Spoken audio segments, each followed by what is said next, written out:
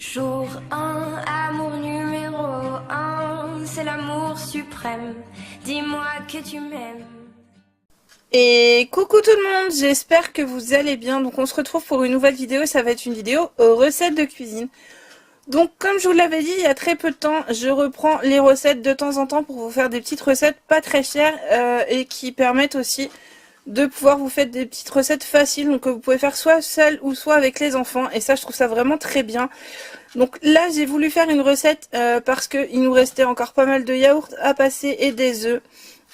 Ils sont pas périmés, mais du coup la date est quand même assez bien avancée. Il doit nous rester 6 jours je crois pour les œufs, 6 jours et quelques jours pour les yaourts. Donc je me suis dit que c'était aussi bien de faire une petite recette tranquillement. Donc je vais comme d'habitude commencer par les ingrédients et les ustensiles qu'il nous faut pour faire cette recette. Et ensuite je vous poserai tranquillement pour faire cette petite recette. Donc tout d'abord il nous faut de la farine, donc vous prenez vraiment celle que vous avez. Moi je prends celle-ci parce que je la trouve plus pratique au niveau du contenant, puisque du coup on s'en sert pas non plus énormément. Mais après vous prenez vraiment ce que vous voulez. Ensuite il nous faudra 3 œufs. Ensuite il nous faut du sucre en poudre, de l'huile, de la levure chimique, du sucre vanillé. Donc moi j'ai pris un yaourt, donc j'ai pris un perle de lait puisque c'était ce qui nous restait dans le frigo. Et ensuite du Nesquik de chez Nestlé. Donc moi j'ai pris au goût choco-noisette, histoire de donner un petit goût qui change un petit peu à mon gâteau. Donc pour les ustensiles, il va nous falloir un saladier. Moi j'ai pris mon petit saladier Mickey, tout mignon.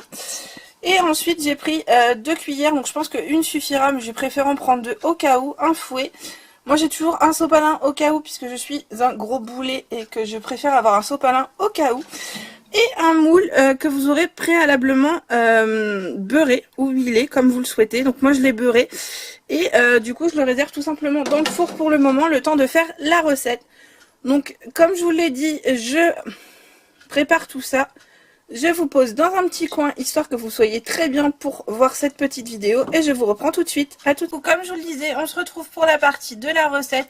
Donc j'ai tout simplement pris mon yaourt pour faire la mesure, puisque c'est ce qu'il y a de plus simple dans ces types de gâteaux.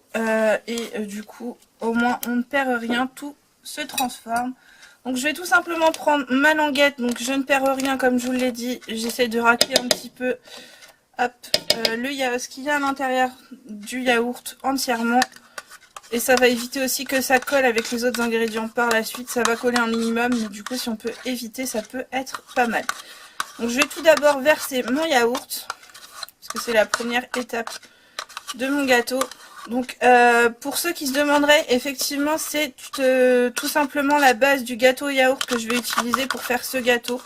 Donc je trouve que c'est un gâteau qui est super simple et super facile à réaliser avec vos enfants ou même seul. Et du coup c'est un repas ou un gâteau qui est quand même économique. Enfin c'est pas un repas, c'est un gâteau qui est quand même très économique, puisque du coup ça ne demande pas beaucoup d'ingrédients et pas beaucoup de temps pour le faire non plus. Donc voilà, donc là on a le yaourt, on a notre petit pot. Et là on va mesurer du coup 3 pots de farine.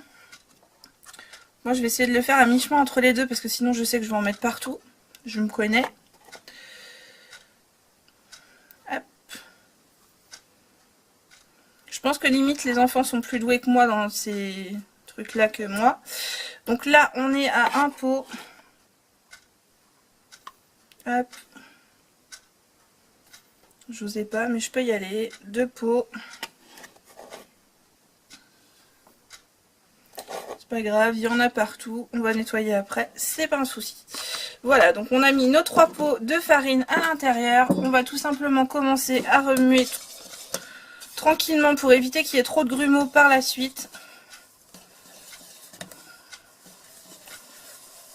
Après je pense que vous pouvez le faire avec tous les yaourts. Il y a beaucoup de gens qui le font également avec des yaourts aromatisés. Je sais pas trop ce que ça donnerait avec des yaourts aromatisés, mais n'hésitez pas à tester si vous en avez à consommer. Je pense que ça peut être une solution aussi. Donc ensuite, on a mis nos 3 pots de farine. On va prendre notre pot de sucre. Donc là, dans la recette classique, il faut 2 pots de sucre. Donc si vous voulez faire la recette classique sans chocolat, Nesquik ou sans autre chose, je vous dirais d'en mettre 2. Et si vous voulez faire la recette avec soit du chocolat ou quelque chose dans ce genre-là, vous pouvez en mettre 2. Moi en général quand je fais des gâteaux comme ça au chocolat, j'essaye de mettre une tablette de chocolat pâtissier dedans, je trouve ça meilleur. Mais là, ben j'en avais pas. Donc j'ai vraiment fait avec les moyens du bord, avec ce que j'avais. Et voilà, on va voir. Donc voilà un petit peu ce que ça donne. Ensuite, on va tout simplement ajouter... Alors moi j'aime beaucoup mettre du sucre vanillé, vous n'êtes pas obligé. Hein, moi je trouve ça mieux parce que du coup, je trouve que ça donne du goût. Après, vous n'êtes vraiment pas obligé. Et au niveau de la levure, on va mettre un demi-paquet. Ça va suffire. On n'a pas forcément envie que ce soit une montgolfière non plus, notre gâteau. Donc un demi, ça va suffire. Et ensuite, on va commencer à venir casser nos œufs un par un. Hop. Et du coup, moi, entre chaque œuf, je remue. Parce que sinon, comme je vous le dis à chaque fois... il risque d'y avoir des grumeaux après et ça risque d'être très compliqué à rattraper par la suite.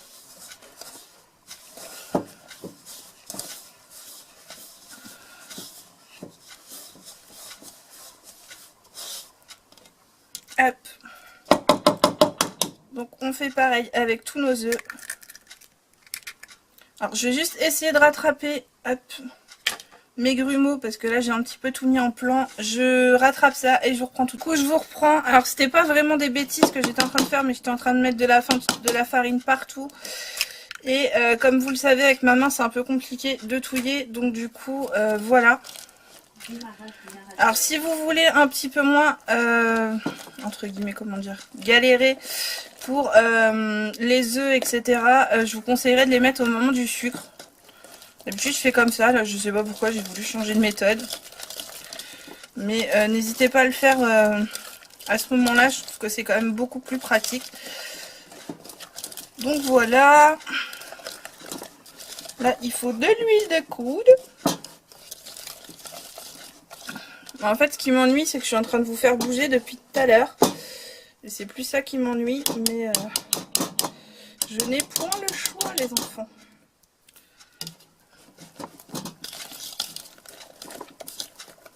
Bon écoutez, je remue ça et je vous reprends parce que là je vous fais trop bouger. Je me suis battue avec ma préparation, tout va bien. J'ai pris le temps aussi d'enlever ma farine qui me traînait sur mon plan de travail, histoire que ça soit un peu moins le bazar. Et maintenant on va tout simplement prendre notre chocolat en poudre et on va y ajouter des cuillères. Donc moi souvent je fais ça à la louche.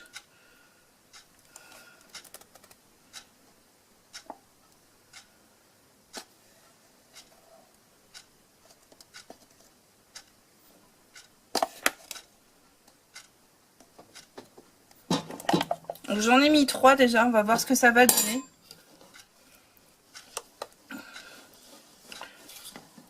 C'est la première fois que je fais avec du chocolat noisette comme ça. On va voir.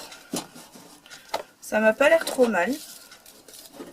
Ça m'a l'air très chocolaté. Donc du coup c'est ce qu'on veut mais pas trop non plus. Donc du coup on va arrêter là. Parce que j'essaie de regarder un peu sur internet. Certains disaient 5 cuillères à soupe. Donc autant vous dire que je pense que là limite on a que du chocolat dedans. Là aussi mais du coup c'est un peu trop chocolat à mon goût je pense. Donc on va s'arrêter là et on va tout simplement reprendre notre pot de yaourt pour mettre un demi-pot d'huile à l'intérieur. Ça c'est pour qu'il soit un petit peu plus léger, aéré et qu'il y ait un minimum de matière grasse dedans pour éviter de mettre du beurre etc. Ça va être très bien. Et si vous avez quelques grumeaux à la fin du coup, ben, ça s'enlèvera avec ça donc ça sera très bien.